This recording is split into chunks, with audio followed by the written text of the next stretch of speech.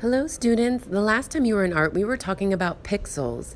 It is one square unit and was used in computers to show an image. Every pixel can show one color. This artist, Space Invader, invades cities and places his mosaic works that remind us of video games in secret places. This is my favorite building in the whole world. It's Union Terminal in Cincinnati, Ohio.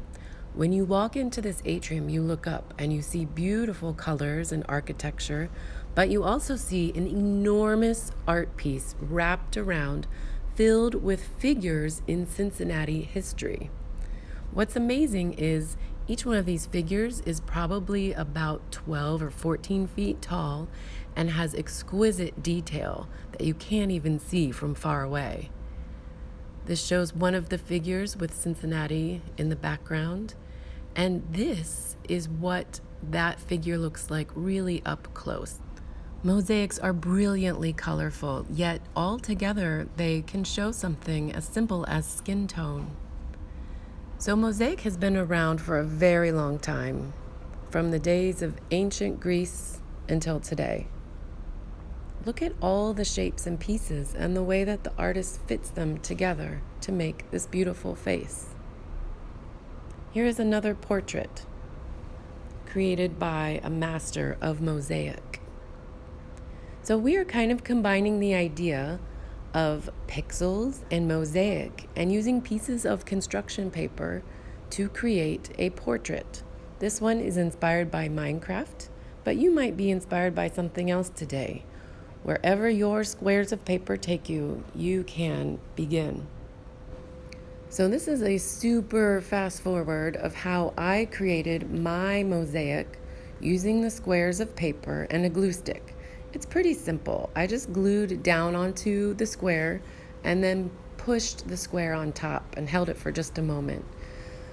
This did take me a while, so what I'm going to do is allow you to take 2 class periods and work on a mosaic of your choosing.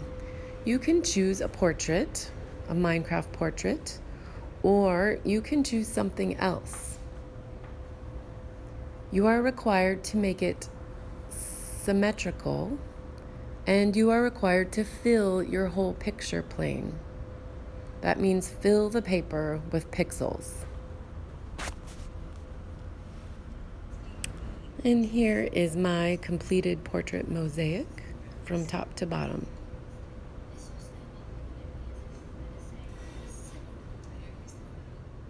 So you might have some other ideas, and I'd really love you to come up with your idea, make a plan, and then build it. I would love for your idea to be symmetrical, meaning it's the same on the left as on the right. These are some examples where students used markers from a different school, but I think we could use similar ideas.